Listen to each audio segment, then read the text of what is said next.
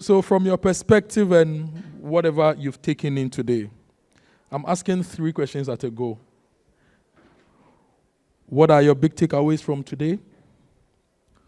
What actions would you take to contribute to building a resilient ecosystem? And any collaborations you've seen that you want to be a part of? So these are the 3 questions. Your big takeaways, what actions you are ready to take to help us build that ecosystem we want, and if you've seen any collaborations that you'd want to mention and highlight so that the people here will know that there's an opportunity. I want to start from Peter, because we've heard from all the people here today but you. So I want to start from you.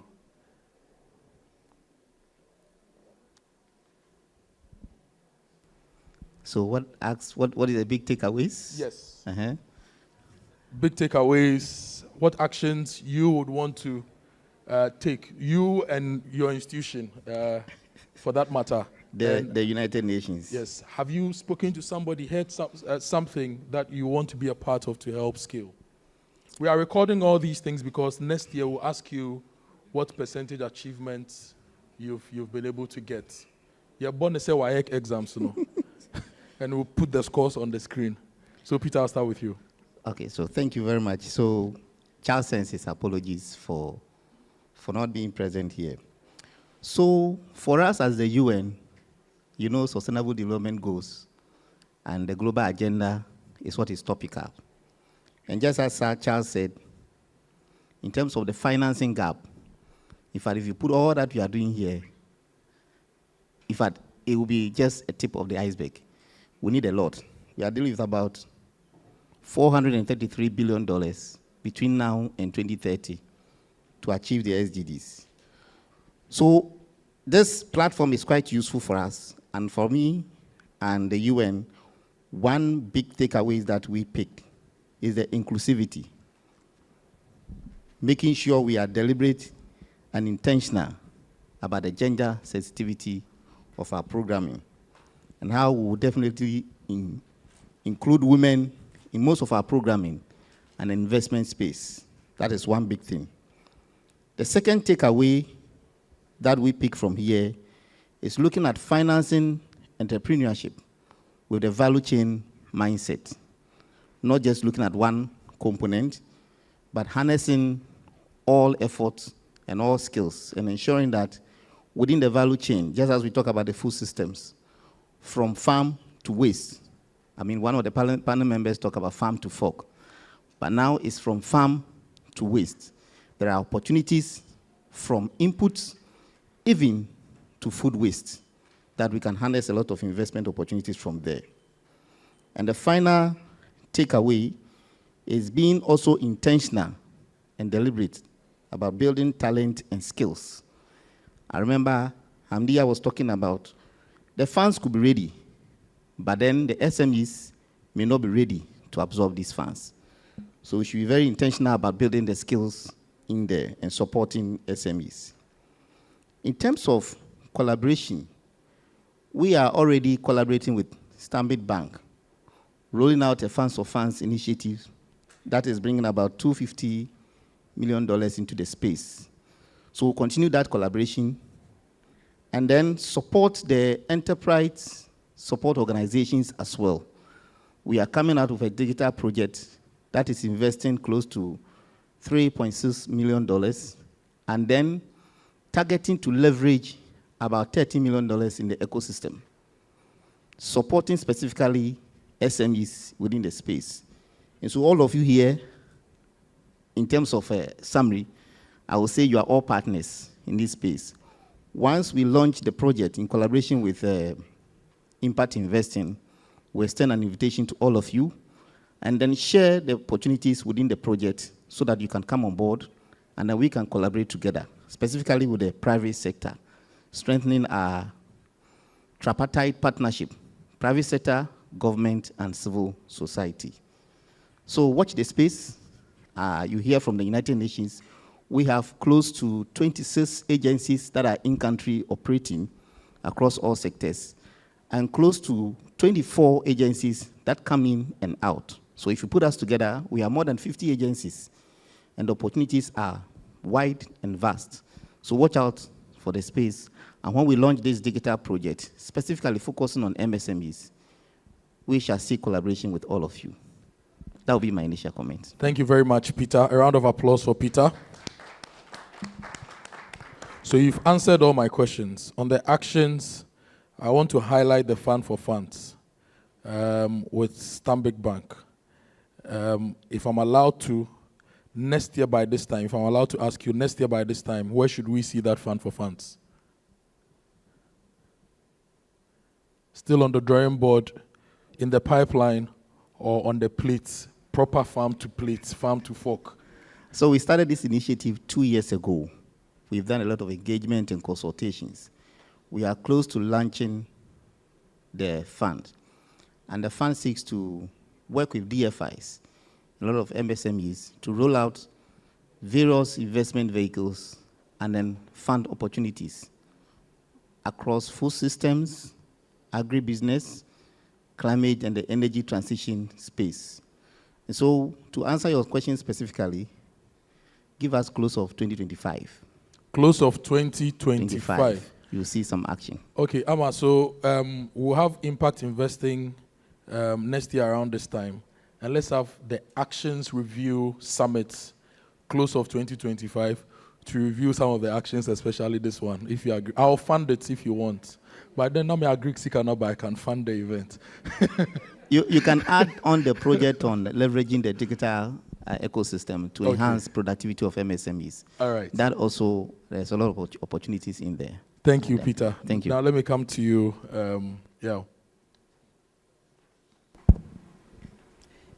Okay, so it's supposed to be 3 in 1. We just go like Nescafe. So Nescafe 3 in 1. Okay. So for Impact Investing Ghana as a field building organization, we always take the ecosystem view, and I will begin with the takeaways. I think one of the things that stood out for me was that, in the environment of darkness, we have these glimmers of hope. We have light, that we have success stories that I think we are not shedding enough light on. Well, it's interesting. Speaking about light, and the lights just came. Yes, so it's probably, yeah. So we need to highlight. You had a doom earlier. Now you have your soft. Exactly. Now we have. I think we need to shed more light on our success stories. Okay. Being a part of this, I've listened to. I didn't know Mobilizing Finance for Africa has been able to mobilize over $200 million so far for agriculture. I didn't know that. I didn't know Development Bank Ghana was lending to savings and loans companies and had some sort of blended finance arrangements. I didn't know that. While we're busy with the panel sessions and the workshops and fora and all, I took the opportunity to engage. The deal rooms, they've been working quietly, but I took the opportunity to engage some of the businesses and the investors, and they were excited about the prospects and the quality of businesses, and they were looking forward to engaging further. So there's matchmaking also going on there. You think about the VCP report. Look at the progress, the evolution of venture capital and private equity, from $6 million fund to $7 billion, in 20 years. Look at the ESG impact and all of that. So I think there's a lot of scope to shed more light and amplify, our success story, so that we can get more capital, more collaboration, to achieve the impact that we desire. So I think that there's a lot more we can do about selling our success stories, number one. What does that mean for us at IGH? It means that we need to collaborate more. So we are already engaging DBG, for example, to see what they can do for us, not just in terms of catalytic capital, but also in terms of ecosystem building, etc. We've had initial discussions. We have worked with Savannah Impact Advisory to launch the Chigaba Fund of Funds. That will take care of the supply side constraints. We're already working with Deal Source Africa, which is involved in matchmaking, which is handle the deal room sessions today. We hope to scale that, further so that we can consolidate what has been achieved so far. So I think there's a lot going on. We just need to collaborate more. We just need to work more on what we've done so we can take it forward. Thank you. Thank you. Yeah. Now let me come to Mr. Akoto. My namesake. My namesake. Please carry on. Thank you. So the thing that stood out for me today are purpose, patience, and impatience. So there were a few insights shared by people I spoke to or panelists. One bringing us back to, I think it was a comment from DBG, speaking about the fact that 51% of Ghana comprises women. And they are working with rural banks whose clientele, 80% are women. And it's easy to not pay attention to the question of who is included and who is excluded. But I think that we're speaking about it because of our purpose, which is the shared purpose around prosperity for all. Rural banks in southern Ghana offer interest rates of 40%. This was the comment made this morning by Ama Jampo. That 40% causes so many to be excluded. So a takeaway for me is that in as much as the purpose is clear, we need to keep on talking about the purpose and talking about the purpose to people who are in the room and those who are outside of the room, because things need to change. And then we move on to the point around patience. Percival made a comment that stuck with me in the previous panel.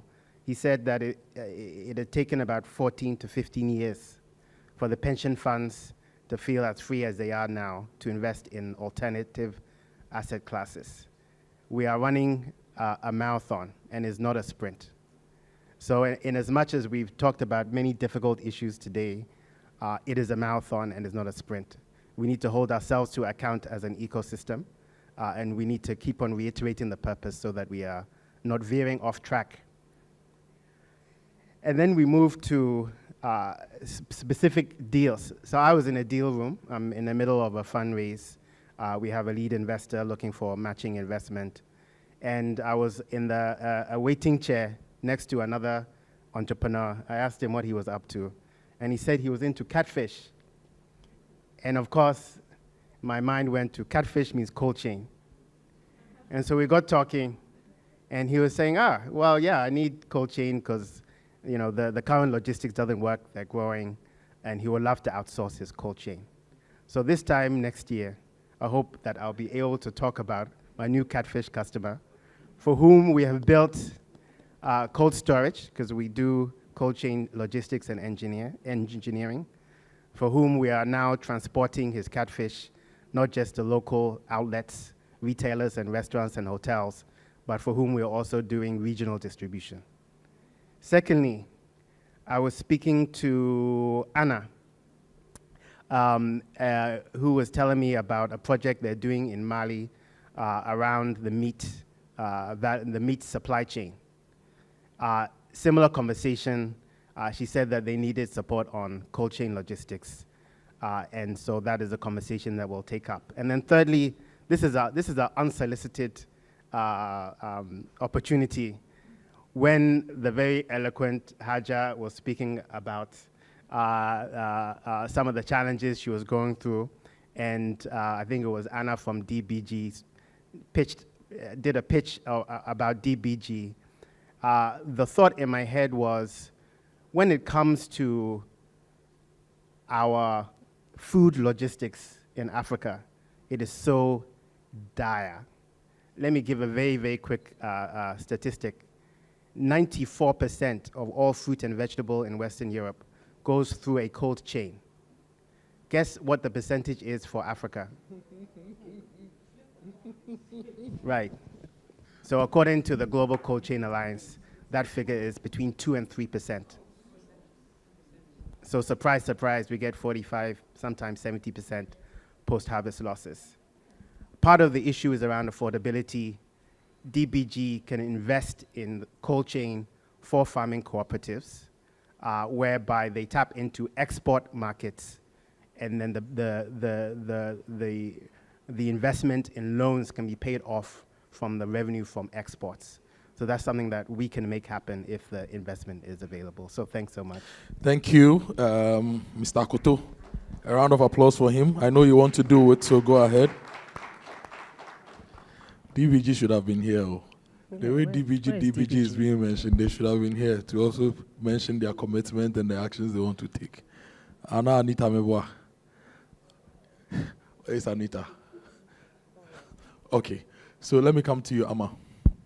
So I'll keep it brief because our time master is here. So yeah, just to really double down on the technical assistance that we need as an ecosystem. We want to build a thriving ecosystem. So let's do that. Impact investing has been very good at institutionalizing collaboration. We've done this for so many years. It's great to see so many stakeholders here coming together to talk about actual products, solutions to our problems as investors, as ecosystem players, as entrepreneurs, right? So let's double down on closing Chigaba as a wholesale fund for fund managers. Let's double down on closing the entrepreneurship support organization pooled fund for entrepreneurship support organizations. And let's double down on just building the ecosystem in a way that can be long-term and impactful and a springboard to more. So that's it. Thank you, Amma. A round of applause for her as well. Now I'll come to you, Anna, and we'll wrap up with Hamdia, then I'll come to you. Okay, thank you, Kojo. So one thing that I was very happy with, as Amma was saying, we've been working on building this ecosystem for years now. It's not 1 day, 2 days. I mean, probably since I came first in Ghana, probably the last 10 years. And I was so happy to see the appetite for partnership and collaboration. This was not the case just 5 years ago, right?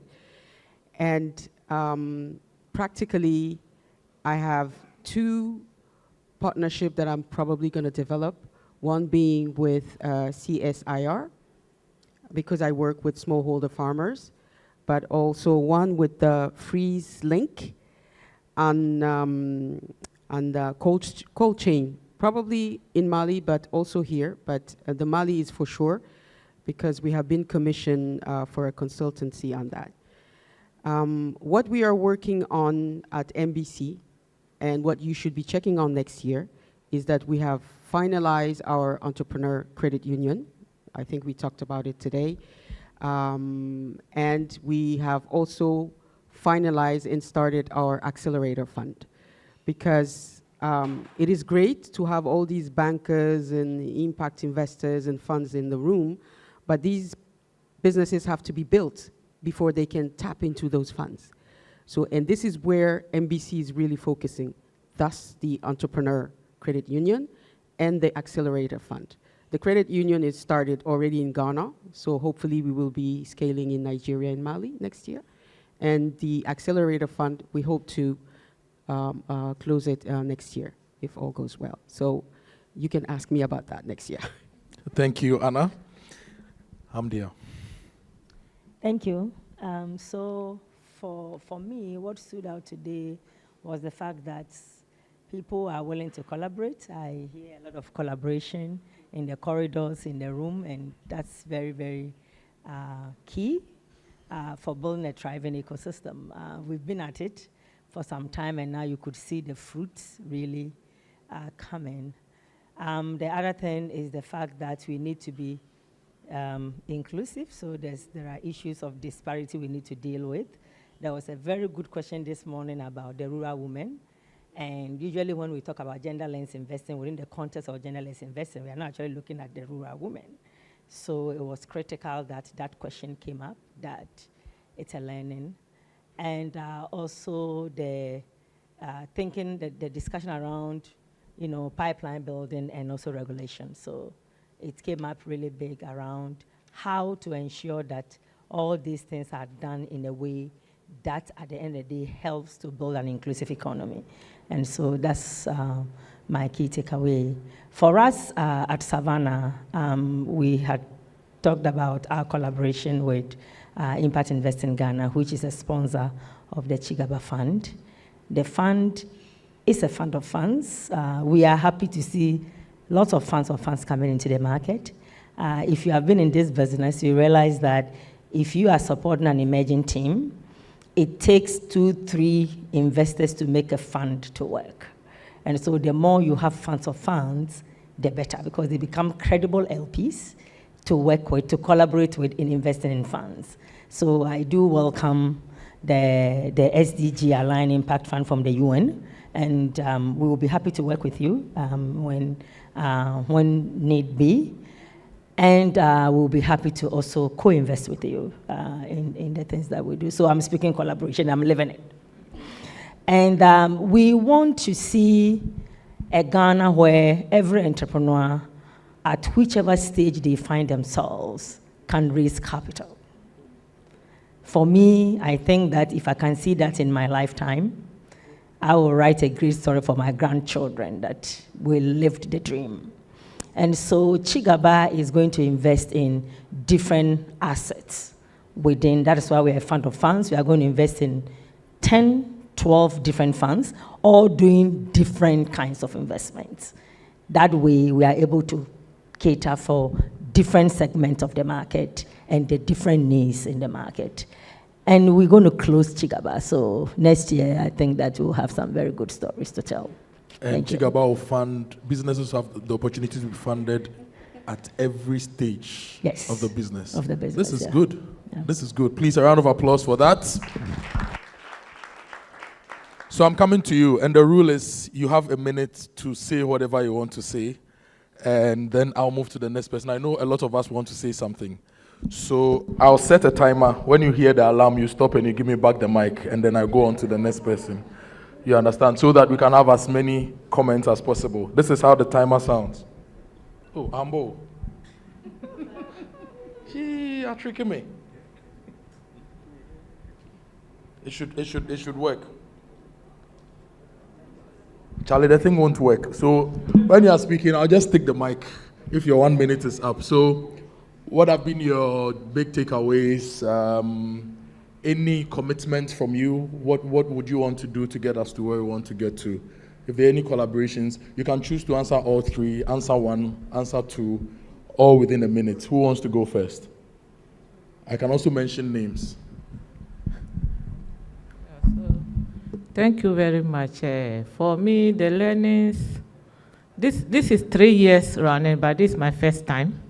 And I think I've not wasted my time for leaving Tamale to come. So I want to just first appreciate the organizers.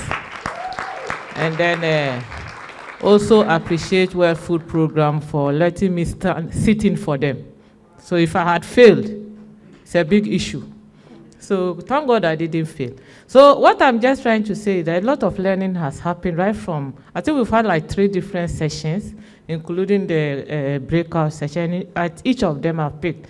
My first learning is the fact that there are a lot of resources in the system. And those resources, you can access them, but you need to be prepared and be ready to get it. And then when you get it to behind the access to, you can get support to operationalize it. The second point I want to make has to do with, at the end of the day, from all the discussion, I realized that the intersectionality when it comes to gender has also been highlighted from all the discussion. I see that people are looking at benefit from different sectors of the economy, different interest groups, different gender groups, and that is very important. That we do not group people because they are male or female and say men and women, but we look at the intersectional issues. That is why the discussion on the rural woman becomes very important. And my last point is on the discussion on gender equality. I think it was so clear, so objective, so plain, and so realistic to the issues on the ground. And from the discussion, I realized that there are a lot of opportunity to also work with men to transform the thinking around gender equality so that together we move as a team to get the kind of results we are looking for. We are also all out. We work with a lot of rural women, and I will think that rural women need to be put at where they deserve to be, and we are also ready for collaboration. So anybody that wants that, opportunities are there. Thank you. Thank you. Any hand up? So nobody wants to share any action they want to take. You've not found any? Oh, good. Please, go ahead. Thank you very much. For me, the talk on the academia was good. And it was quite assuring that for the Institute of Chartered Accountants, Ghana, we have a memorandum of understanding with 14 tertiary institutions. And what we do is to review their curricula to fit the emerging issues in accounting and make it up to speed on the issues of sustainability, technology, and things that we expect students to know. Realizing that the industry and the academia are talking, and we already have a leg with the academia, then that means that for ICA, we need to reach out on the impact of education, accounting education, on the industry. We have our members who are chartered working with them, but what impact is the whole accounting development or professional development having on businesses? That's a key take-home for me. Okay, thank you very much. And thank you, ICAG, for partnering this. Let me give you this mic. Yeah, for me, when I was coming here today, I think I heard my friends talking about the general economy and how the middle class should take matters into their own hands and build the country that they want. Where we are sitting right now, I feel, if you ask me, 10 years back, it feels like, and I was just saying that right now, that it feels like we are now in Dubai when we used to be in Sodom and Gomorrah. In respect of impact investing the ecosystem and how it has grown from 10 years back or from 11 years back. When we started, there was really nothing. When you were talking about it, people didn't even understand it. Right now, and sometimes they say tragedies can also be an advantage. Thanks to DDE, investors are looking at alternative ways of investing and deploying capital. I believe this is a wind of change for us, and we have to take advantage of that and achieve the impact that we want. So for fund managers who are here, this is the opportunity. If we miss out on this opportunity and the money goes back, if we are not careful, we may not get it again. This is a way to build our country. And I'm happy that we are here talking about impact investing in a Dubai and not a Sodom and Gomorrah. I hope that next year when we come, it will be something else. And I'm looking forward to that. Thank you. This is the chance for Ghana. So next year by this time, we Singapore. Singapore and Dubai are about the same. So but in Soto or Dubai, it gets flooded more. It doesn't flood as much in Singapore. All right, okay, so now, all right. Okay, there's a lady at the back. I'll take about 3 more.